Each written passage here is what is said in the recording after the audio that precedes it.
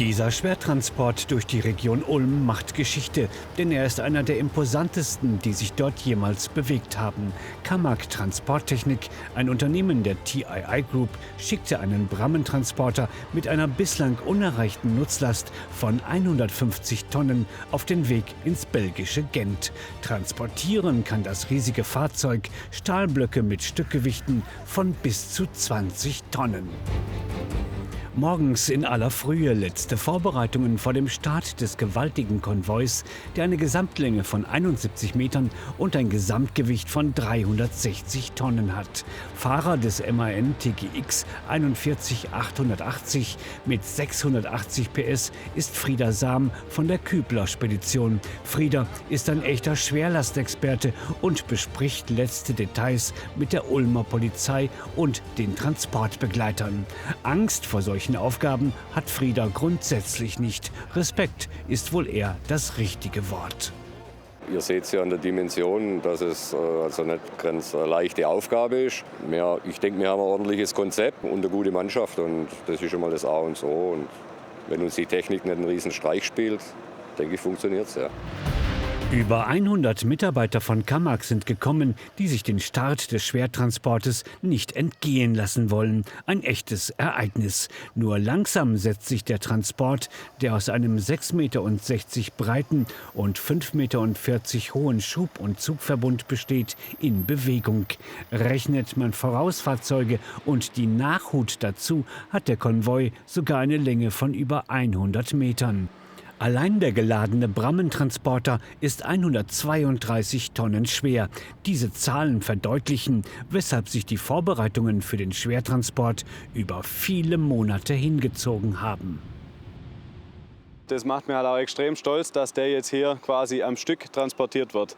Weil normalerweise werden die Fahrzeuge teilzerlegt und sind dann entsprechend immer noch große Transporte. Aber dass man wirklich so ein großes Fahrzeug am Stück transportiert, das ist wirklich sensationell.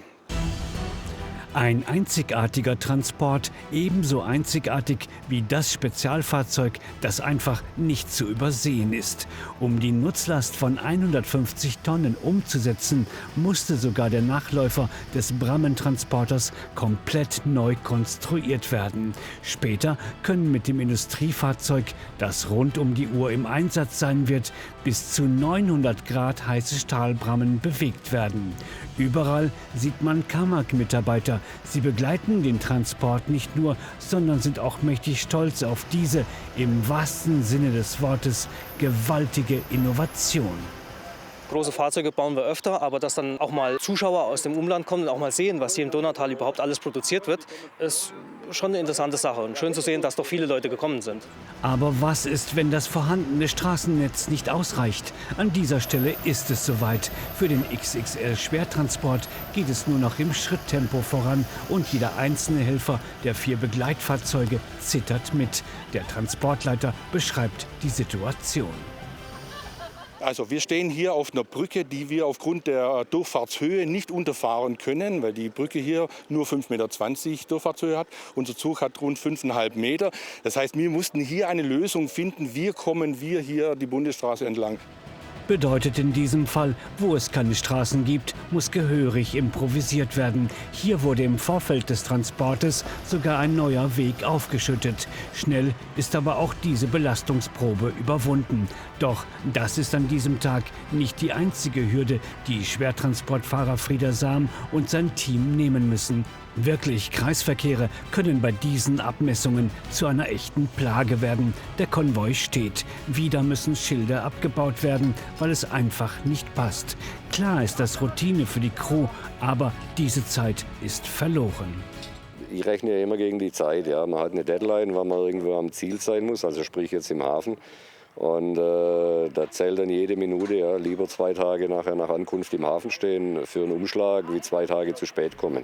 Viel Arbeit für die vielen Helfer, die an diesem Tag wirklich nicht zur Ruhe kommen und selbst scheinbaren Kleinigkeiten große Beachtung schenken. Aber auch für diesen Kamag-Transport durch die Firma Kübler gilt, Schäden sind in jedem Fall zu vermeiden. Souverän bewerten alle Beteiligten nicht nur die Arbeit der Polizei, sondern vor allem das fahrerische Können von Frieder Frieder Sam. Der Schwertransportfahrer ist quasi eine Art Held des Tages. Also ich kann nur sagen, ich würde nicht mit Frieder tauschen wollen. Er macht wirklich alles super, aber er ist auch sehr routiniert, muss man sagen, und ein Spezialist, wenn es um solche Schwertransporte geht. Also das ist wirklich sehr eng. Wenn man den Kreisverkehr sieht, ich frage mich, wie der da drüber kommen soll, aber irgendwie scheint es zu schaffen. Was nur die wenigsten wissen, Frieder hat die Strecke vor der Fahrt persönlich in Augenschein genommen und sich für alle noch so kleinen Details des Transportes interessiert. Vermutlich nur die unglaublichen Abmessungen des Transportes vor Augen haben dürften indes die vielen Fotografen am Fahrbahnrand. Dabei handelt es sich bei der Ladung um eine wirkliche Weltneuheit von Kamag Transporttechnik. Denn der von einem 548 PS Caterpillar-Motor angetriebene Brammentransporter steckt voller Hightech. Das Fahrzeug kann manuell, also mit einem Fahrer in der Kabine fahren. Es kann aber auch ferngesteuert fahren, mit Fernsteuerung, wenn man daneben steht. Und es kann auch wirklich von einer Leitstelle aus richtig ferngesteuert werden. Es ist geplant, dass es auch komplett fahrerlos, also autonom fährt in Zukunft. Da ist es dann ausgerüstet mit verschiedenen Radarsensoren und so weiter, dass es dann wirklich autonom fährt. Und man gibt dem Auto nur noch den Fahrauftrag, hol die Bramme von A und bring sie nach B und es fährt komplett autonom selber. Dass das Fahrzeug autonom fahren kann, versteht sich fast von selbst. Grund dafür ist die extreme Hitzebelastung im Einsatzumfeld. Deshalb werden die 3,60 Meter großen und jeweils rund 11 Tonnen schweren Reifen auch pro Rad mit 5 Tonnen Wasser gefüllt. Und weil bei diesen Abmessungen und Gewichten einfach kein Platz mehr war, werden sie übrigens separat angeliefert. Damit ist dieser Schwertransport über 260 Kilometer wirklich in jeder Beziehung eine Besonderheit.